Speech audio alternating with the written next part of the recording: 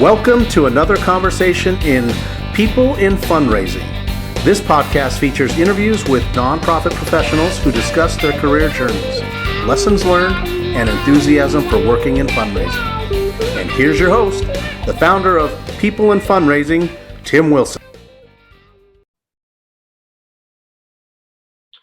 Good morning, everyone. My name is Tim Wilson, and I am the founder and host of the People in Fundraising professional series of conversations.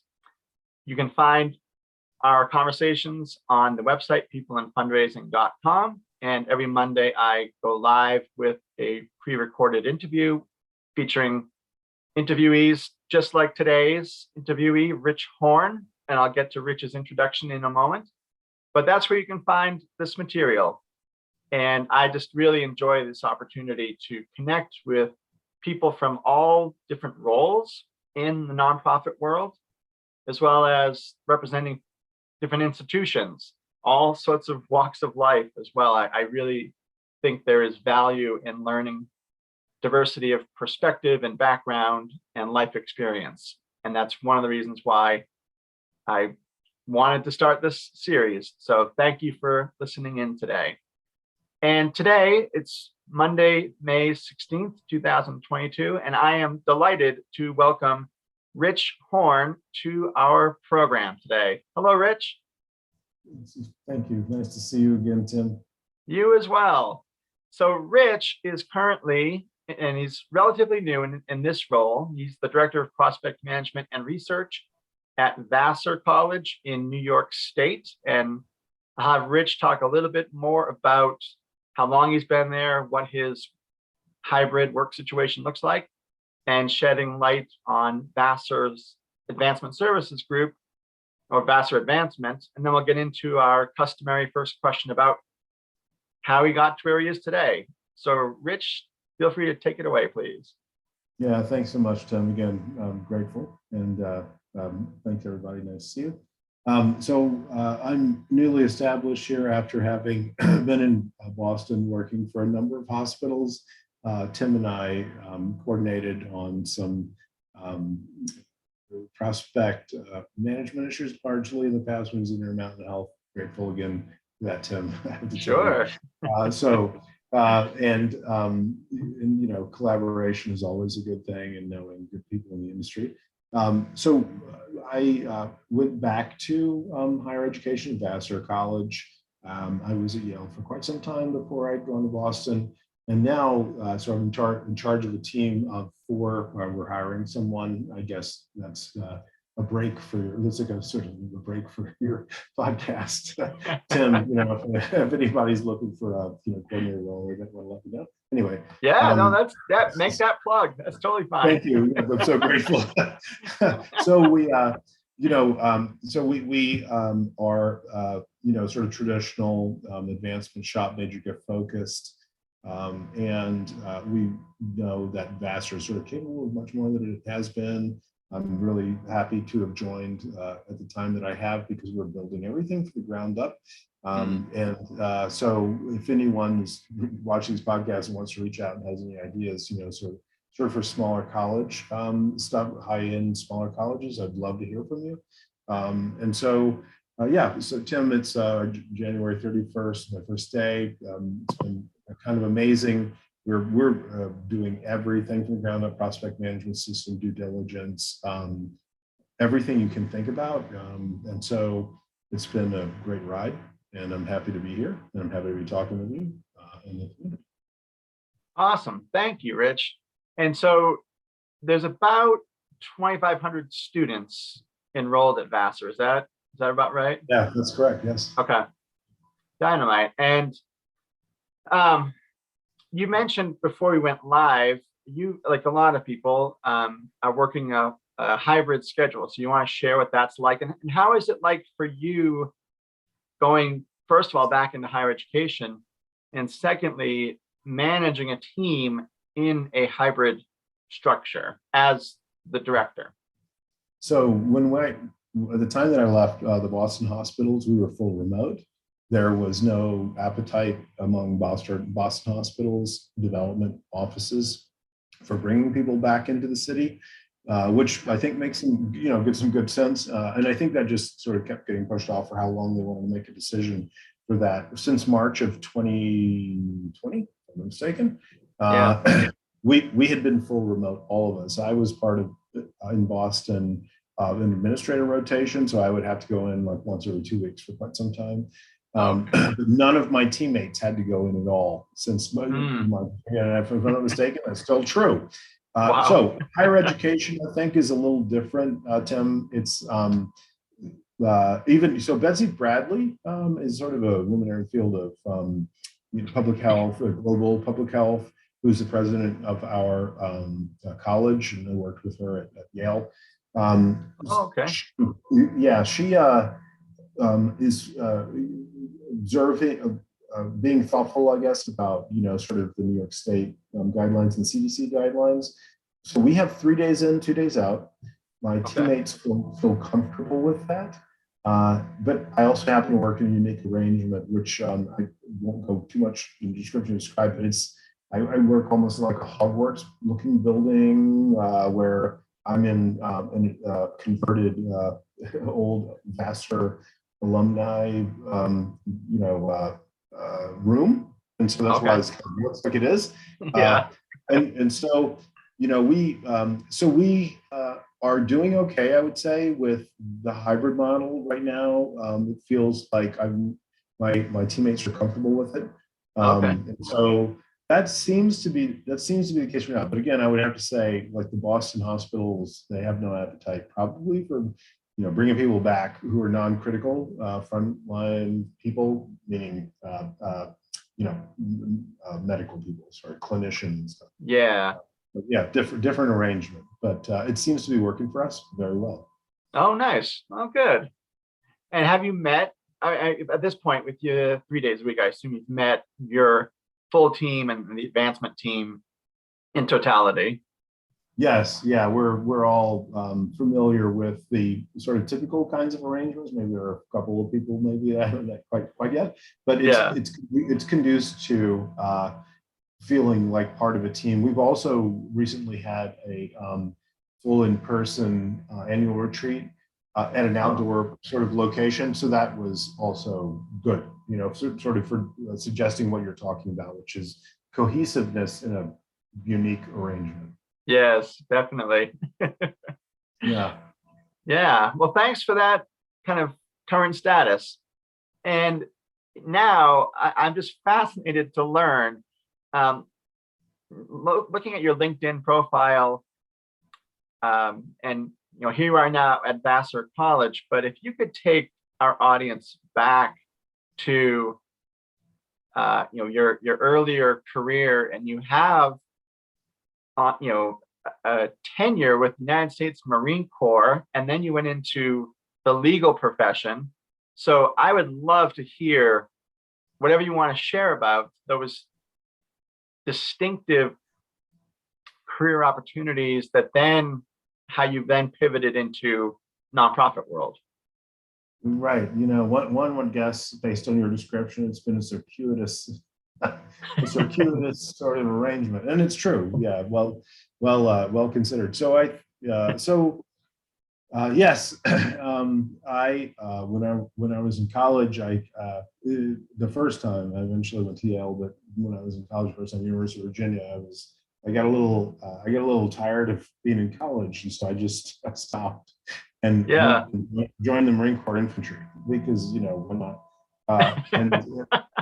So it turns out, Tim, that my father was a flag officer in the Army. My grandfather was a brigadier general in the Army. So because they were both Army, I had to do the Marines, just to do,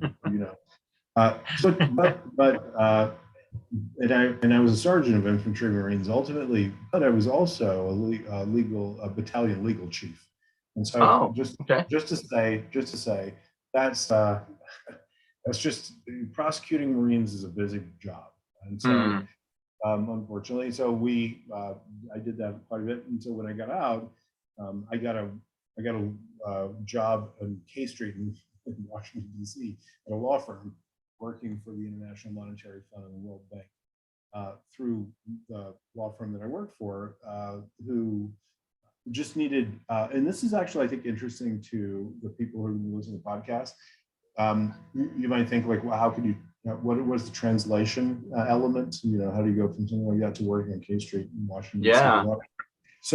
So they needed simple help. Build a docket system and manage it and manage a program. So even though it's a law firm, they needed very simple help, right? And I had built that kind of stuff working within the legal structure of the Marine Corps Infantry. Okay. So that's how you can go from building skills that sort of lead you to sort of the next arrangement. And I think coding, Tim, I probably agree with me. That's kind of it works like that as well, right? If you know how to sort of code stuff, you can kind of move. And so I think, again, if you can sort of build a docket system here, you can, if you could build it here as well. Access, by the way, was my thing at the time. Oh, okay. Microsoft Access. So for all the folks who might be listening, don't underestimate the ability to translate what you need to do wherever you are to something else. I think and so it works, I have to say. That's awesome. Yeah, no, it was a pretty simple thing. It was a lot of work and it was amazing. And then after that, I ended up studying at Yale and working at Yale. Okay. And then, but then I got into development, because that was the only job that would hire me, Tim. They wouldn't. I couldn't get a job. I couldn't get a job anywhere else around town at all. Even though I went knocking on doors. I'm not kidding you, Tim. Like I was knocking on like law firm doors. And they would let me in, and I said, I can do legal. And they'd say, well, what's your background? Give us a writing sample. And I was like, I'm like about to matriculate at Yale. Maybe you give me a chance. Yeah. No, no. It turns out that ultimately my mentor at Yale, Melinda Pavlovitz, who's about to leave and join the Slifka Center at Yale as well, took a chance on me. Awesome. Yeah. Wow. Yeah. No, good stuff. So was just in terms of context and chronology, was your literal knocking on doors at law firms in the Yale, New Haven area, was that during the economic downturn of 08, 09, or was No. So that was like 2003, 2004. I had to defer my admission for a year because I couldn't figure out where to work, right? Okay.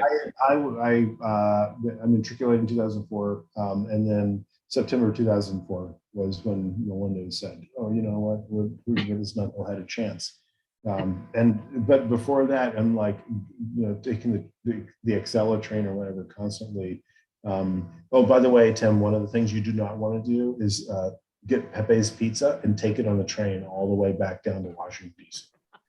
Like, it's not a good idea. It's I didn't know that. I mean, I knew that I had to deliver it back. My wife, my mother-in-law wanted some. That was not a good idea. You didn't have like a little refrigerated pizza pie holder? No, it was not good, Tim. Like there were the people. I don't know how much longer I would have lasted. If I had to go like Richmond from Washington, D.C., I'm pretty sure I would have ended up on the side of tracks. So, yeah. So a plug for Pepe's and a word to the wise about how far you can transfer it. Yeah, don't not past DC. You're not gonna. I don't think you're gonna make it. Well, I'm now out here in Utah, and I went to college at UMass Amherst. Yeah. And Antonio's was and still is like the pizza place in town. And Yep. I would give anything for some Antonio's. Yeah, no, I got you. You just don't put somebody in a train all the way to talk to. They won't make it. So, Rich, can you tell us, how did you get connected to Melinda? And was there a specific moment when you thought, okay, like I'm not going to knock on law firm doors anymore. The nonprofit world really suits me, or at least I want to give it, a good length of time. So yeah, I'll cut through very quickly to like the connection to Melinda. I have to admit that I had a connection that kind of came through for me when you work at organizations like the IMF and the World Bank. These are very high-powered people. I had friends who at least got my resume in front of the then director of major gifts, Stephanie Frost. She went on to Stanford and some others, Fairfield and Stanford. And then she passed it on to Melinda, and Melinda was like, okay, I'm willing to give this a try, kind of thing. So super lucky, very grateful, so then, I find myself working with super smart people in a field I had no idea about. Sure. I mean, think about it. There are names on buildings, and I just guessed, of course, that happened by some means or manner. I had no idea. Yeah. And then you learn that there's a quite sophisticated apparatus that backstops these great organizations, small and large, that are sophisticated. And I found myself, sort of going to class half-time and working full-time and learning a whole bunch about some fascinating elements of our history. Yale's principal gifts folders, I can tell you, those are fascinating reads. And it just gives you a sense, I think, for what it means to try to support an organization that sort of certainly helps your family, be okay, and then you also are giving back.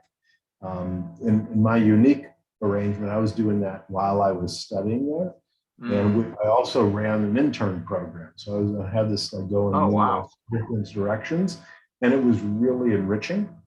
And I think that's what caused me, around the time, as you asked before, when the Great Recession happened. We had David Swinson, the chief investment officer of Yale, coming to talk to us and declaring that he was not sure of the solvency of any of the bulge bracket banks in the United States, Citigroup, JP Morgan. So you've got probably one of the best institutional investors in the history of money saying, I am not entirely sure about the value of the banks, sort of right now. And you can imagine, Tim, I didn't want to move. I didn't want to move at that. Like, I'm not looking for a new job. So I just stayed there. And to Yale's credit, they fired no one. Not a single person was let go. Wow. In the development office, at least, I can say, it might be true across campus or across the university, I'm not sure. They offered payouts and that kind of stuff. So you can kind of know you're in a good place. And these are people who care. David Swinson is he's a moralistic investor, in my opinion. And so it was kind of awesome. So then I just stayed there.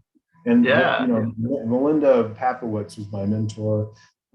She pushes professional development, which is something I learned from her. You have to do that, I think, for your teams. You can't just trust them to go do their own professional development. Right. I was pushed. And so basically, I guess I'm talking to you today in part because Melinda invested in me, and I'm grateful for it. Oh, that's beautifully put, Rich. Thank you. That's a great summation of your career, and just the illustration, the personal illustration, that the difference one person can make in another person's career and in their life. So thank you for sharing. Yeah, thank you. How Tim. Melinda was instrumental for you. Very sure. Yeah.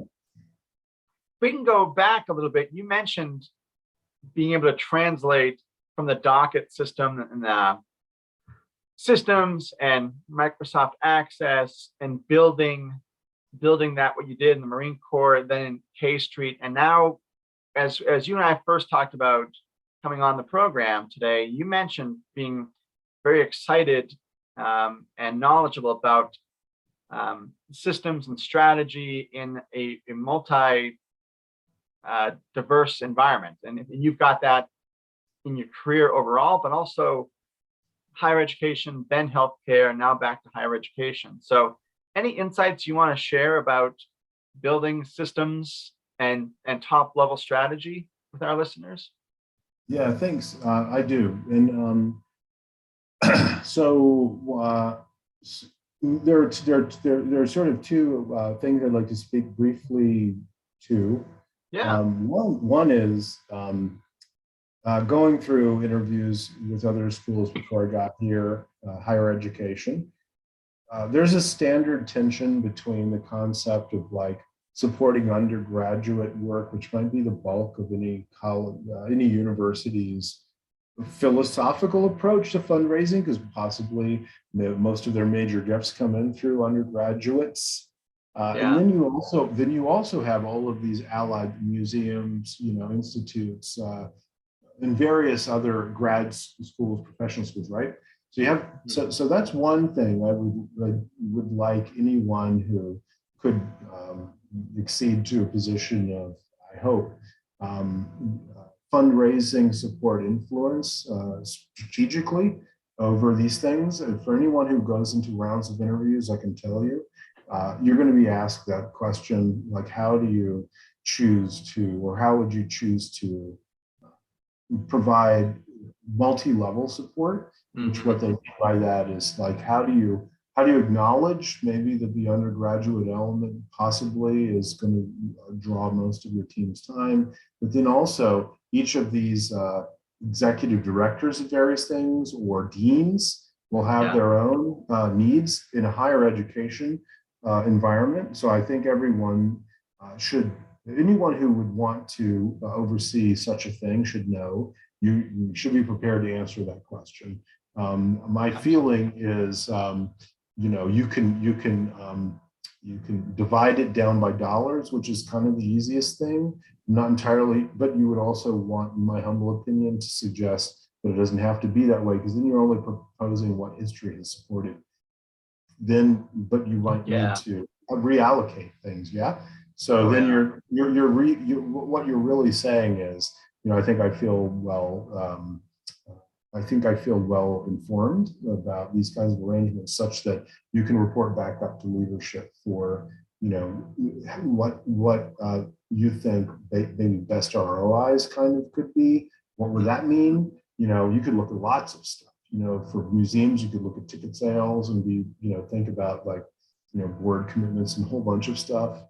So that's sort of one element. And when you get to much bigger arrangement, it's not actually that dissimilar. If you've got 13 hospital VPs who are your clients, you have to make sure that all of them are not unhappy. Right. So, and I think it's you need, it's full team support. It's working with leadership to define strategy that is very clear. So you're borrowing heavily, of course, from what's suggested to you through, top level meetings in terms of what expectations are being set for them up there, and then you translate that to ROI again. You're kind of like, well, got that, and then you're working with leadership on the side to say, there's no question but that hospital B has a very rich prospect pool that they haven't had a chance to adopt or cultivate yet. And so if you were just looking at what's available to us now, you're giving them data and you're saying, here are all the same data in all hospitals. They get a super simple table, and it's like X number of people rated this, all 13 hospitals, and you're like, just showing you whatever you all had said that was true based on what they raised in the past. We're suggesting to you this is what's possible based on some new information that we've brought to this as a system. They didn't know before because they didn't have the financial wherewithal to sort of interrogate their whole data set or their whole data. But when you sort of merge together and you inject a lot of financial support at one time, harmonized financial support, and you're like, everybody's going to get the same treatment, maybe two ratings on all prospects. We can talk about that in a second, but then you're able to actually go back to leadership and say, be it as it may that you think this is the rank order of hospitals according to what they should do. We're suggesting to you, this is what they can do in 5 years. You know what I mean? Awesome. That's Yeah. great. That sounds very smart and strategic. And like you mentioned, earlier, 13 different,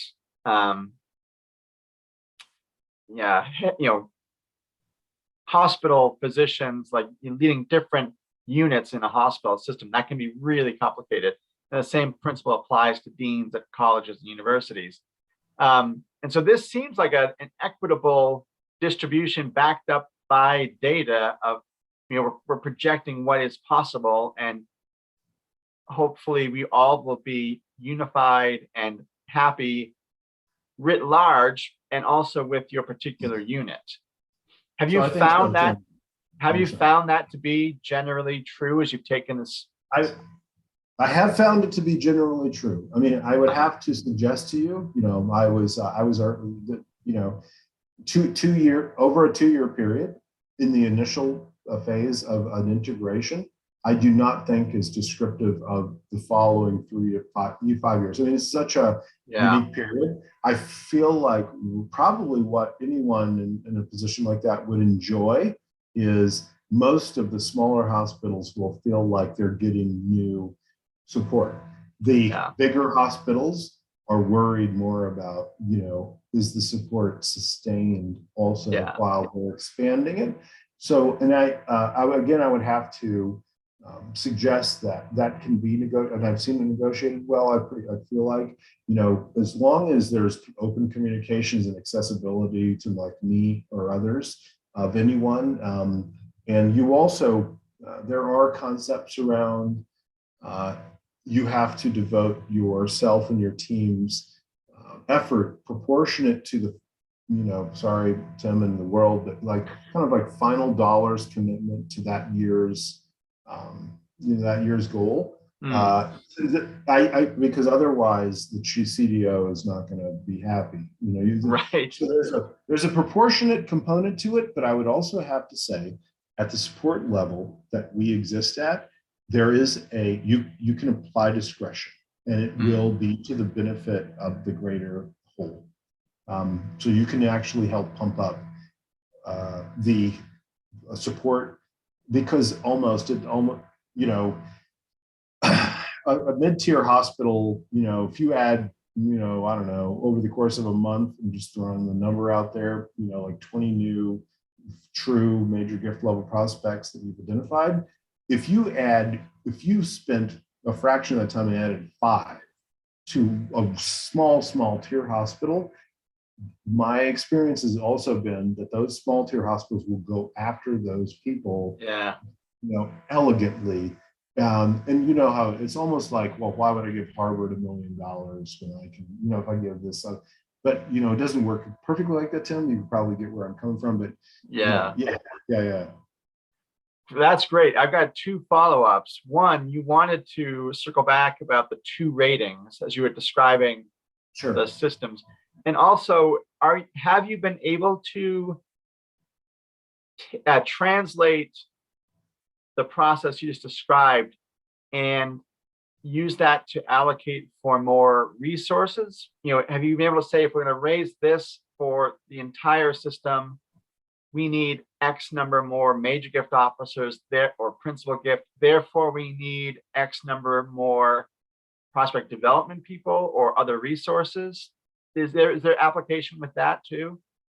So working backwards, that's the only way to do it that I know of. So you work with, so again, I'm not sure if I've already articulated this during our discussion, Tim. I think we talked maybe before, but what I valued about Vassar is I actually work for the chief fundraiser. I do not work for advancement operations. So what is interesting is my sensitivities are aligned towards things like knowing how important it might be to suggest that we need another fundraiser, because I'm constantly getting that feedback from my boss, right? Yes.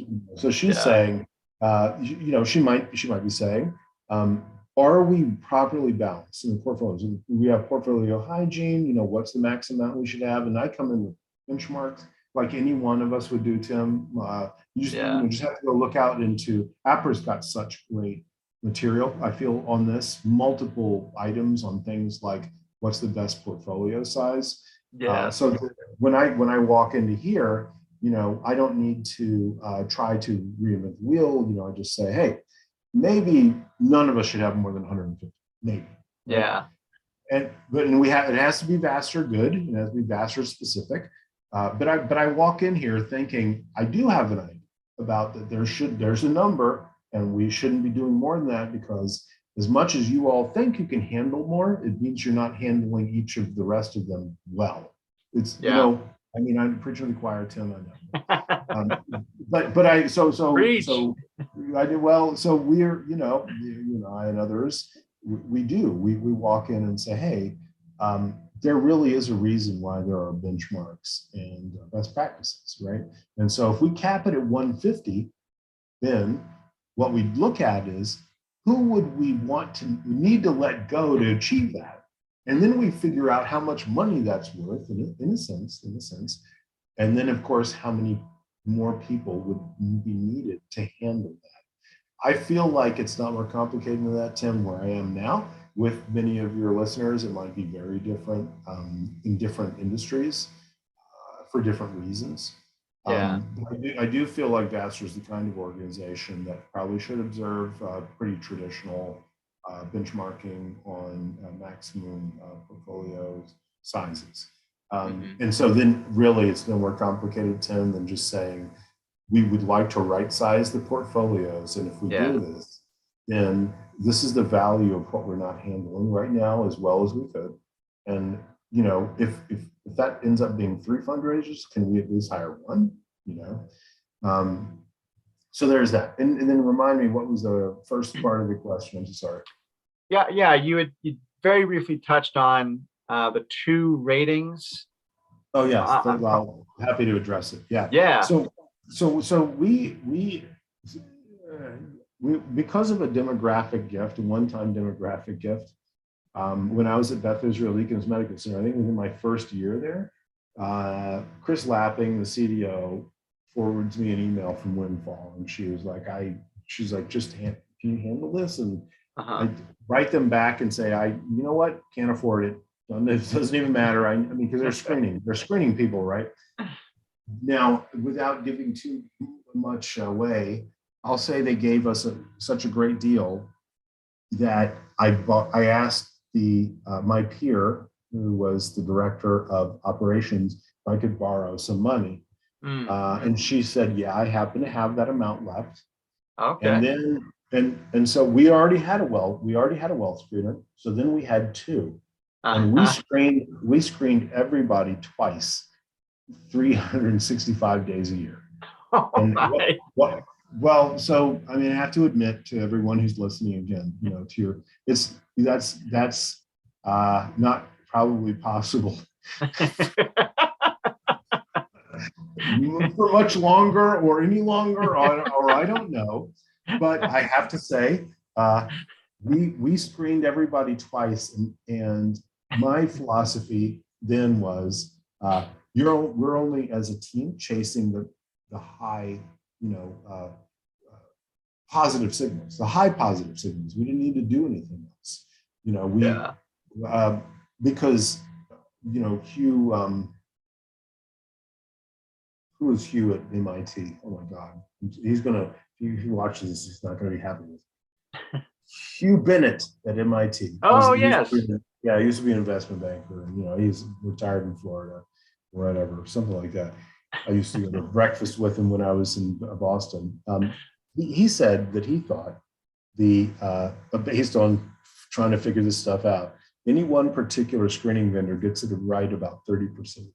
Yes. And I was like, that could be, anecdotal, right? But that feels pretty good. So I'm like, well, what if we could increase the input accuracy rate to like 40% or 50%? So we paid for some time. We paid that vendor I mentioned before like a pretty good, like small rate to screen everything again. And then had two opinions constantly, and now I am an advocate. Oh, so Beth Israel Lahey Health is now a permanent, even at great cost, two opinion system. So they screen everybody through two vendors. Boston Children's does now, Yale does. I feel like that's one of the best deployments of capital to allow the research team, because everything does need to be qualified, I think, still, to prioritize their excitement about who to look at next. And Sure. so two opinion systems, again, it's a luxury. I know the smaller shops who are listening to your podcast that's not possible for them. But again, we're all in a continuum, and it's like so over here is what you can do with only one person, maybe, and then over here is like what's possible. And I think it's important to know how you can get from one to another, because you can make smart decisions. You know what I mean, Tim? Yeah, absolutely. And that's, something that I try to consider as, I'm a team of one right now at my current employer, and I've been on the other side of that scale earlier in my career. And so, it's being strategic and thoughtful about how do I want this to look? What resources do I need? What are the limitations? And, either limitations of the development team, what training do they need? How will they, take my training? But also the limitations of working at a state university in terms of funding. So I appreciate hearing this continuum and the two opinion rating system. That's really fascinating. Yeah, thanks. What you say, sort of makes great sense to me. You have been where there are great resources, and I like to believe, as you say, you know probably better, since you have that perspective, what to think about. Like, even do you hire a new teammate, or you get another resource? I feel like we do all struggle with that at every level, and then it's just I feel like it's a continuum. Yeah, absolutely. So this time has passed so quickly. Yeah, it has. And I've really enjoyed it. I think. Me too. What's been very, pun intended, and I apologize, what's been very rich for me is the deep dive into a different topic. As I've envisioned talking to people, peers in prospect management and research, a lot of the things I was hoping to get at in conversations have been managing teams, and obviously how did you get there, and vendors and such. But what I really enjoyed from your perspective today was the deep dive, as time allowed, into the dockets and building out systems and translating experience you had in other industries to your nonprofit roles, and where you've held those roles in higher ed and healthcare. So Rich, my last question, you served on the board of directors of the New England Development Research Association for a number of years. So that's NEDRA. And you did quite a few trainings, and I think will do more trainings as in the future too, on topics related to finance, venture capital, private equity, drawing on your background and experience at K Street and other places, and just kind of what you know about those topics. I think you maybe did a presentation on unicorns and family offices too. So if you could, in the next 5 minutes or so, just share with our listeners how you developed those trainings and geared them to an audience that I imagine would be very eager to hear about those topics, but also in a generalization, they may have been wondering, how do I apply that body of knowledge to my day-to-day job of finding prospects and researching prospects? Yeah, wow, great. That's a great line of inquiry. So I've always felt pressured to deliver concrete, valuable things to NEDRA members. I feel like it's a pretty demanding group only in that they are well equipped to begin with. So when I walk into giving a presentation for NEDRA, I feel like the room is at least half full of people who probably already know fairly well elements of the material that I'm going to provide. And then, maybe the other half are going to be people who are some combination of new to the industry, new to the, or not, but new to the idea of wanting to know more about something that will equip them professionally well, so that they can, sort of do better in their work and feel more comfortable. So really, the idea is, how can I, even in the description of the session that we're going to provide, suggest to them what the values, what's the value proposition? Yeah. You will know this. And I think NEDRA does a great job anyway of wanting to get that kind of input from the people who are providing the content. So I have tended to start from a point of view of what do I not hear enough about? Just in our either in my dailies, in terms of my work, or even in communications from anybody, the NEDRA, Apra, where I think we can provide some value, such that people feel like they went and it kind of experienced something, and it was, and then given the materials as well, such that they don't have to commit them to memory, but rather had a chance to just like be present in the presentation and conversation. They understood the value of what they are being exposed to, can interrogate us or ask us, about, what, anything, frankly, and then know that they can be reminded about what they might have learned if they're given the slide deck, right? So when I was at Yale, I didn't even know what private equity was before I went to Yale. Let's get at it. This is quite some time ago, of course. Had no idea, but I really thought to myself at some point, I should have probably gotten into this a while ago. But Yale has some fairly celebrated people in that area. So a number of the again, I've said to him, like, if you had a chance to read the principal gifts, sort of folders, it's pretty remarkable. You learn really interesting stuff, right? So as as many of us do in research, it's a benefit of our profession that you can learn some really interesting things as you are trying to do your best work, right?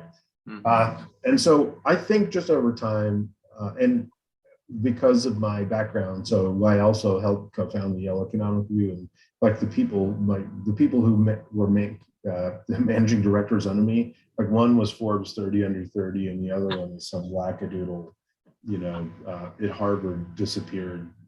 He was at the time studying the connection between like real physics and the stock market, which is whatever. Wow. And then the guy that I co-founded it with was Business Week 40. And it's like, you can't make it up. So that was kind of where it came from, right? It's a rich environment. I'm grateful, believe me. And so I developed an appreciation for finance, and I had a lot of resources that I could tap and just kind of ask questions, sort of real quick. And I thought it would be nice to bring that into our industry, and we've done that. And Valerie Anastasio and I think have. If I'm not mistaken, that was probably the most popular NEDRA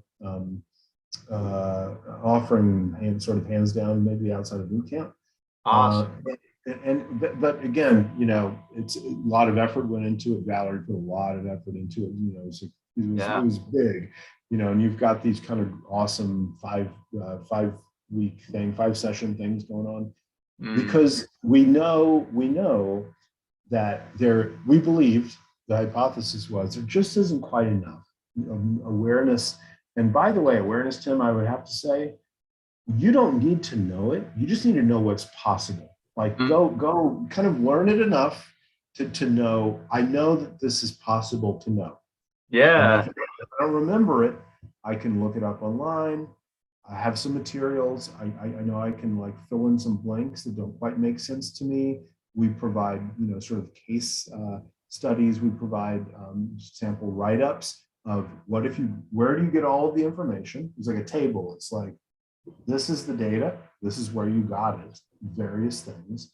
And this is how we would have written it up, and I think that's a nice way of suggesting to people, don't let it go. If you see something you think might be significant, pursue it.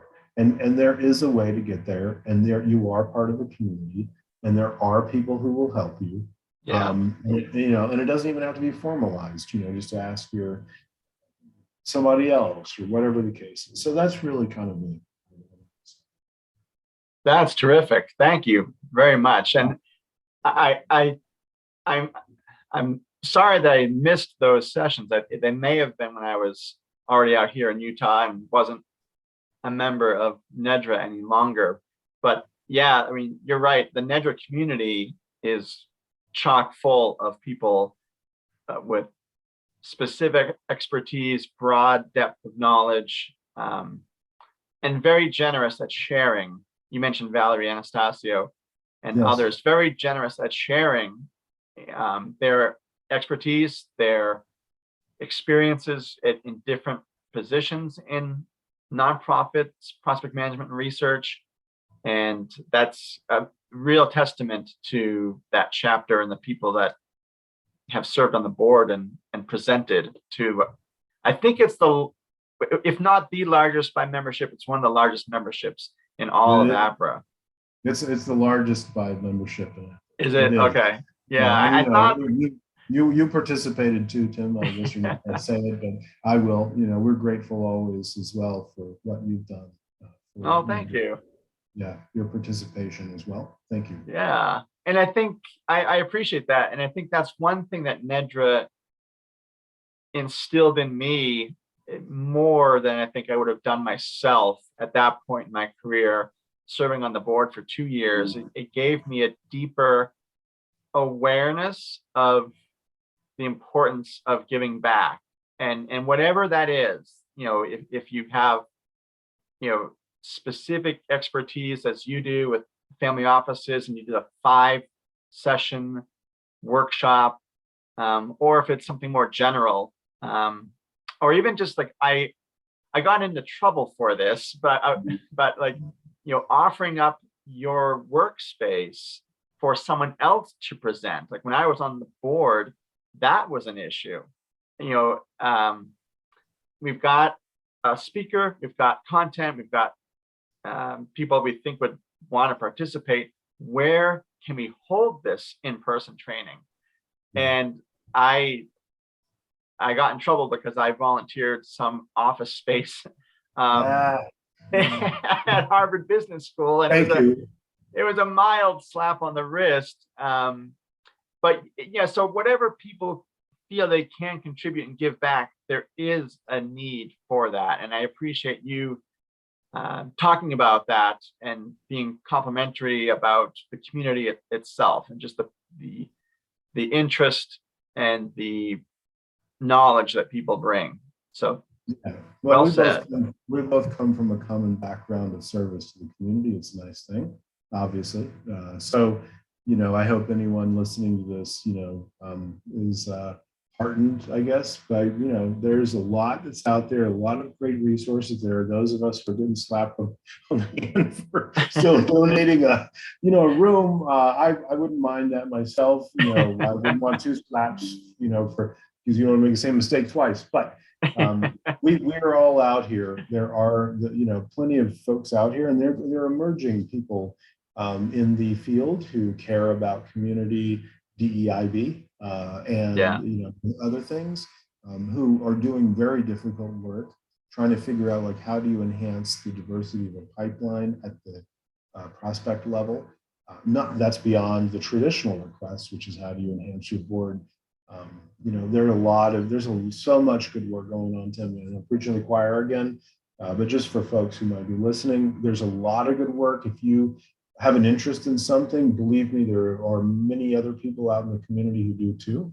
And it's really worthwhile to just reach out to anybody and say, Yeah. so I'm interested in this. Who knows who else is doing anything at all? And keep an eye out for events that are happening from a number of the great organizations that serve our community. I think the better that we do, Tim, at our level, because everything from us is basically downstream. So what we're doing, it informs better everything. It's not easy, but a sustained effort, I think, will win. Yeah, that's well said. And just speaking of the DEIB initiatives, like I presented on Friday of this past week at Case, Utah, about how my work as a team of one at Weber State University, how we're trying to support the institutional goal to become an emerging Hispanic serving institution by 2025.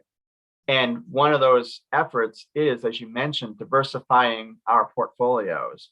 Yeah. And I had limited data to present on because I only started this back in fall 2021. But there were people from the University of Utah, Utah State, other nonprofits in Utah that were in attendance. And it's just incredible and validating to hear the genuine interest in these topics, getting a sense of where other people are at doing DEIB work for their own institutions, and then being able to share that information out. So I'm presenting that same topic next month at Apra Rocky Mountains chapter. And I think, had I not been involved with NEDRA, I may not have seen or understood the value of sharing what I'm doing or what I know with people beyond the people I see on a day-to-day basis. And so NEDRA gave me that appreciation because it's reciprocal too. Someone shares something with you or me of what they're doing, and it really becomes a genuine collaboration. And that's one of the great things about, I think, our industry. So. Yeah, I again have to agree entirely. A specific example of that, you'll forgive me. There's a professional from Colorado College right now who has been inviting through the Apra channels people to think about joining a sort of a due diligence initial discussion. And just immediately, as part of the fact that we've been talking about that, and from contributions from my own teammates, again, you share something out, then you get feedback, and it's among the other things that I would not have known to be sensitive about, although I feel like I should have minded you. You have to be careful about even who you apply due diligence to, because if you notice that you're doing it disproportionate to a cohort of people, that's something you should know. Yeah. And again, just being involved in conversations, opening it up to the community, allow encouraging people to be thoughtful, I guess, about what you're talking about.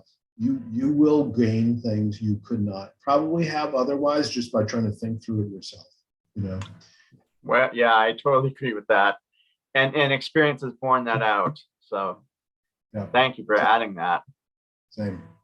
Well, Rich, I wish we could talk for another hour or so. For a while, right? I mean, I didn't have a chance to interview you yet, Tim. We're only halfway done. Well, let's break for lunch for the people in the Central Time Zone. Yeah. But all kidding aside, I've really enjoyed the time and the generosity of experience that you shared with me and with our audience today, Rich. I think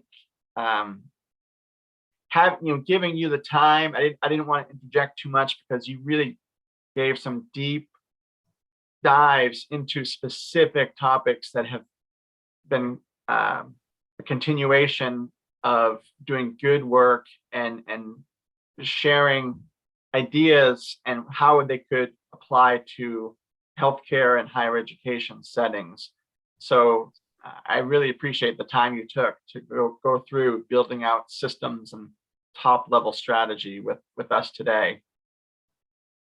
Yeah. Hey, thanks. Much the same, Tim. Thanks for your feedback and ideas too. I think it's valuable to the community, as is this effort of yours, and I'm happy to participate. Thank you. Yeah, thank you for being with us today, Rich. And perhaps in a year or two we could do a follow up. I've mentioned that to a few other people I've talked with already, and whether they're starting a capital campaign and they want to share some findings in a couple of years, or another person that works in resource development talking about literally putting a shovel in the ground now, and in a couple of years wanting to come back on this program to talk about, this is the building we built for X number of units of housing for low income families. So that's something I hadn't thought about when I started this series, but I think I'm very energized by that, regrouping with people like you down the road to see, where are you again, with some of the things you talked about.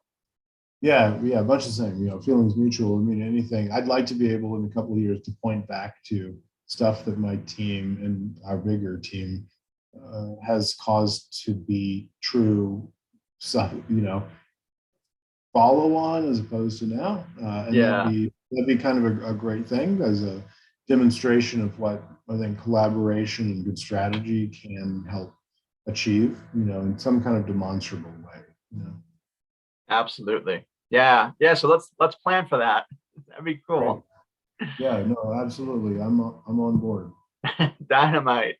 Well, thank you, Rich, and thank you to our audience for joining our conversation, listening in, watching. You can find Rich Horne's conversation on our website, peopleinfundraising.com, as well as when I go live with it on YouTube. I just trying to blend out people who work in frontline development, Rich and myself working in prospect development. I'd like to get a good mix of how I'm airing interviews. So Rich, your interview will be coming up live soon. Thank you very much. Oh yeah. And have a great day. Thanks so much, Tim. Have a great day. Cheers. You as well. Thank you. Thank you.